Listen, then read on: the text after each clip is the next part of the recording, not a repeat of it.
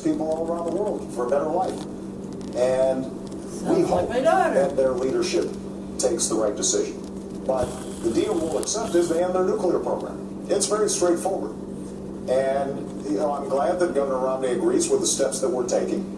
There have been times, Governor, frankly, during the course of this campaign where it sounded like you thought that you'd do the same things we did, but you'd say them louder, and somehow that would make a difference. And it turns out that the work involved in setting up these crippling sanctions is painstaking. It's meticulous.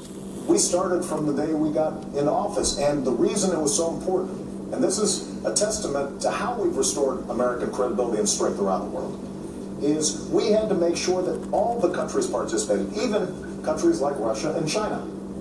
Because if it's just us that are imposing sanctions, we've had sanctions in place for a long time. It's because we got everybody to agree that Iran is seeing so much pressure. And we've got to maintain that pressure. There is a deal to be had. And that is that they abide by the rules that have already been established. They convince the international community they are not pursuing a nuclear program. There are inspections that are very intrusive. But over time, what they can do is regain credibility. In the meantime, though, we're not going to let up the pressure until we have clear evidence that takes place. And one last thing, just to make this point. The clock is ticking. We're not going to allow Iran to perpetually engage in negotiations that lead nowhere. And I've been very clear to them. Because of the intelligence coordination that we do with a range of countries, including Israel, we have a sense of when they would get breakout capacity, which means that we would not be able to intervene in time to stop their nuclear program. And that clock is ticking. And we're going to make sure that if they do not meet the demands of the international community, then we are going to take all options necessary to make sure they don't have a nuclear weapon. I think from the very beginning, one of the challenges we've had with Iran is that they have looked at this administration and felt that the administration was not as strong as it needed to be. I think they saw weakness where they had expected to find American strength. And I say that because from the very beginning, the president in his campaign some 4 years ago said he'd meet with all the world's worst actors in his first year. He'd sit down with Chavez and Kim Jong-il, with Castro, and with President Ahmadinejad of Iran. And I think they looked and thought, well, that's an unusual honor to receive from the President of the United States. And then the President began what I've called an apology tour of going to various nations in the Middle East and criticizing America. I think they looked at that and saw weakness. Then when there were dissidents in the streets of Tehran, the Green Revolution, holding signs saying, "Is America with us?" the President was silent. I think they noticed that as well. And I think that when the President said he was going to create daylight between ourselves and Israel, that they noticed that as well. All of these things suggested, I think, to the Iranian mullahs that, hey, we can keep on pushing along here. We can keep talks going on, but we're just going to keep on spinning centrifuges. Now there are some 10,000 centrifuges spinning uranium, preparing to create a nuclear threat to the United States and to the world. That's unacceptable for us, and it's essential for a president to show strength from the very beginning, to make it very clear what is acceptable and not acceptable. And an Iranian nuclear program is not acceptable to us. They must not develop nuclear capability. And the way to make sure they understand that is by having from the very beginning the tightest sanctions possible. They need to be tightened. Our diplomatic isolation needs to be tougher. We need to indict Ahmadinejad. We need to put the pressure on them as hard as we possibly can. Because if we do that, we won't have to take the military action. Bob, let me just respond. Nothing Governor Romney just said is true. Starting with this notion of me apologizing. This has been probably the biggest whopper that's been told during the course of this campaign. And every fact checker and every reporter has looked at it. Governor has said this is not true. And when it comes to tightening sanctions, look, as I said before, we've put in the toughest, most crippling sanctions ever.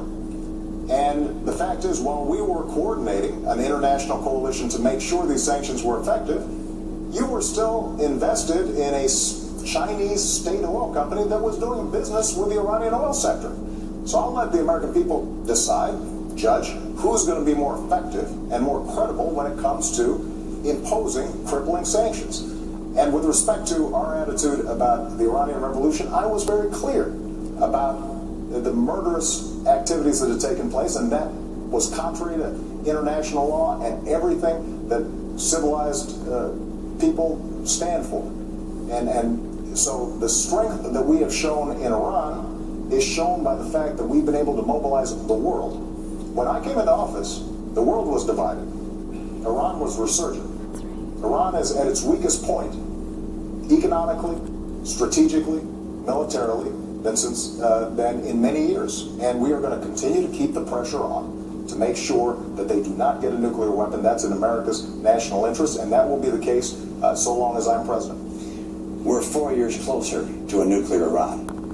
We're 4 years closer to a nuclear Iran. And we should not have wasted these 4 years to the extent they've continued to be able to spin these centrifuges and get that much closer. That's number one. Number two, Mr. President, the reason I call it an apology tour is because you went to the Middle East and you flew to Egypt and to Saudi Arabia and to Turkey and Iraq.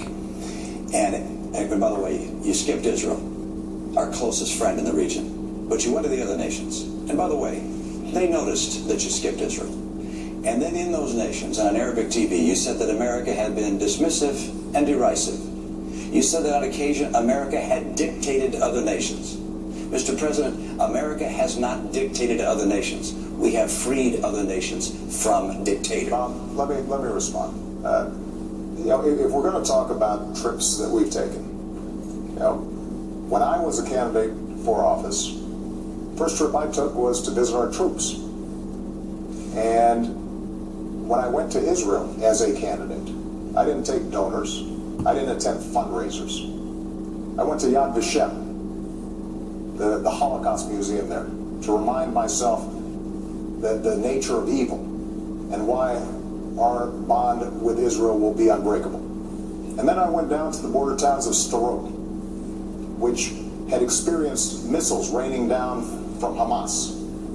And I saw families there who showed me where missiles had come down near their children's bedrooms. And I was reminded of what that would mean if those were my kids. Which is why, as president, we funded an Iron Dome program to stop those missiles. So that's how I've used my travels when I travel to Israel and when I travel to the region.